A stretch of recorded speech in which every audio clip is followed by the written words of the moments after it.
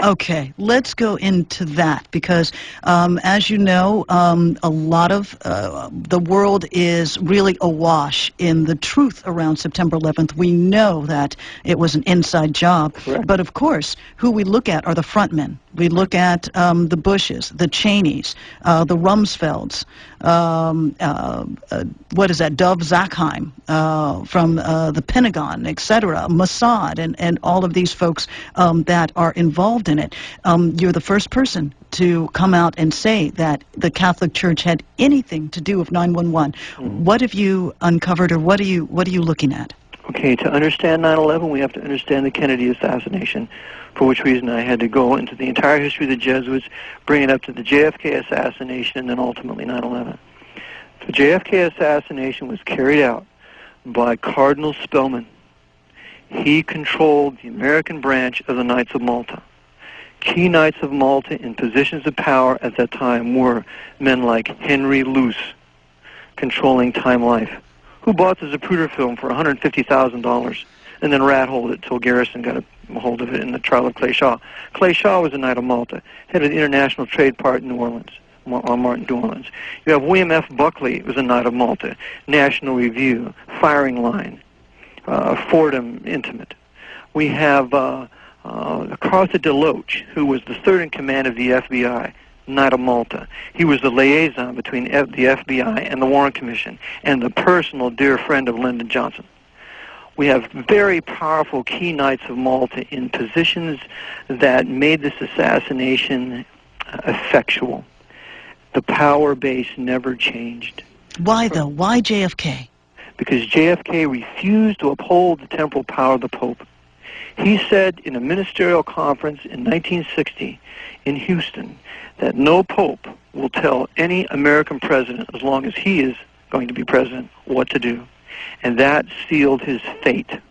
They decided on his assassination before he was ever elected, because he refused to build those Spellies War in Vietnam, and on December 1st, 1963, he had plans for the invasion of Cuba to overthrow Fidel Castro, who was a Jesuit. He was going to remove the staging base for our coming invasion, of which Cuba has been designated as. And so Kennedy did many, many things. He took over. He wanted to make the civil rights movement non-communist, because he told King in a private conference to get rid of Stanley Levinson. And King refused to do it, and that Masonic Jew of New York continued to be involved in the Black Post civil rights movement, which had no real desire for the black men to excel. It was for the centralization of power in Washington and to have a communist movement that they could later blame on the Jews. Kennedy sought to undo all of this. And so with that, they brutally assassinated him in Dallas, and their power is so great that they could keep it covered up for all these years via the CFR, which the Archbishop controls. So that's the power base, never changed. With Cook, he covers it up. O'Connor, he covers it up. And now we have Egan. Egan, his man, Egan, of course, is a Knight of Malta. He has a very, very sinister voice, like Darth Vader, if you've ever heard him speak. And Egan, his man that was in charge of the intelligence community at the time of 9/11 was Knight of Malta, George J. Tenet, head of the CIA. He'd been educated by Jesuits at Georgetown University and School of Foreign Service. And so we have key Knights of Malta now involved in the bringing down the World Trade Center, and never once is any attention put upon them.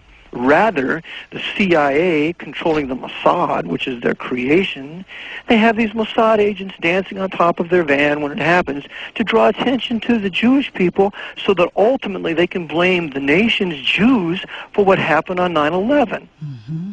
That's their plan, and they're going to do it. They have Wolfowitz in key places. They had Greenspan. They had the Federal Reserve. But they never tell you about the Knights of Malta involved with the Federal Reserve Bank that I have listed in my book. They never tell you about James J. Rowley, whose brother Francis Rowley was a Jesuit, and James J. Rowley was the head of the Secret Service at the time of the Kennedy assassination. And, of course, as you know, the driver turned around and shot Kennedy in the head with a .45 simultaneously when Johnny Roselli stood up out of the storm sewer and shot Kennedy with a .45, and the slugs found on the other side of the curb. Nobody ever talks about the Knight of Malta connection to the 9/11 issue, and that needs to be done because Pataki is a knight, Giuliani is a knight. Giuliani was involved in 9/11, bringing that down, and George Bush's uncle, Prescott Bush Jr., is a Knight of Malta. And George Herbert Walker Bush, Bush 41, brings the Grand Master of the Knights of Malta, Andrew Bertie, to the White House in 1991.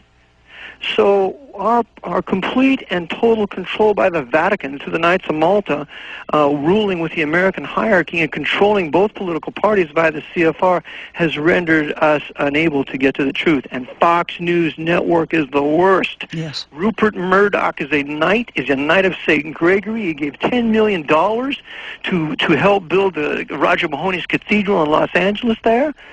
His power over the press, as you know, is unbelievable.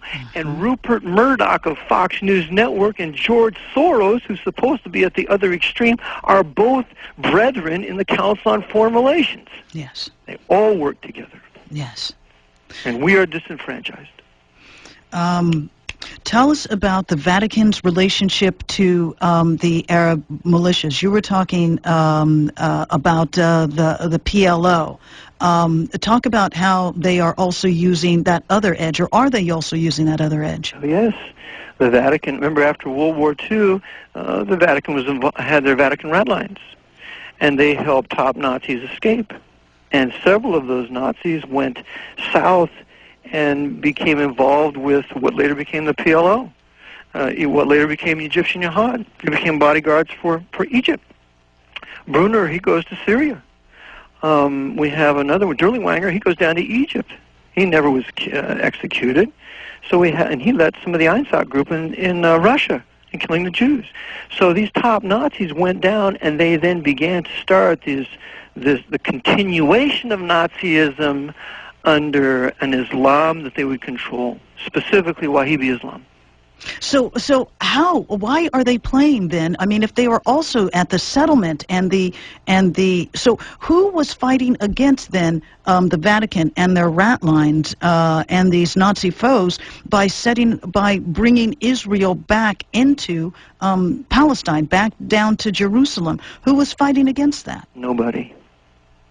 So you're saying that the Pope had both of those lines going in, both supporting. Correct. That's correct. I show in my book that during World War II, the Pope controlled FDR, Winston Churchill, Adolf Hitler, Joseph Stalin, Benito Mussolini, controlled them all simultaneously, along with David Ben-Gurion, Chaim Weizmann. He controlled them all, and the Jesuits dovetailed all what they did to bring about what happened. This is why, for example, the Masonic Jewish Labor Zionists helped to kill 476,000 Hungarian Jews, sending them to Auschwitz. If you ever read the book Perfidy by Ben Hecht, who was a Hollywood screenwriter, he shows you in that book that's exactly what happened. And Ben Hecht was hated by the ADL. The ADL bought up every book they could find and sought to destroy it. And Ben Hecht was murdered. That book is a very critical read for your listeners. Another one's called The Scared and the Doom by Nuremberger. And he shows, and it's talk about the Jewish establishment versus the 6 million. Because the high-level Jews work for the Vatican. They sacrifice their own people to create the nation of Israel, which is nothing more than the kingdom of Jerusalem of the Dark Ages, when the Pope was the universal monarch of Europe, and his kingdom of Jerusalem was the place where he sought to set his throne, but the Muslim presence there prevented him. So when we come back from this break, I want to ask you about just the founding of Israel, because it seems that most of those that are populated are Russian Jews, right? And so that is something that we want to talk about when we get back on the lines. Eric Phelps, author of Vatican Assassins. Isn't it fascinating, you guys, to take this hierarchy back a few steps towards an intelligence service and towards an institution that has been around for centuries, far before these nation states were able to set themselves up, was the skull cap of the Pope, started by Constantine. On the lines, Eric Phelps, book Vatican Assassins.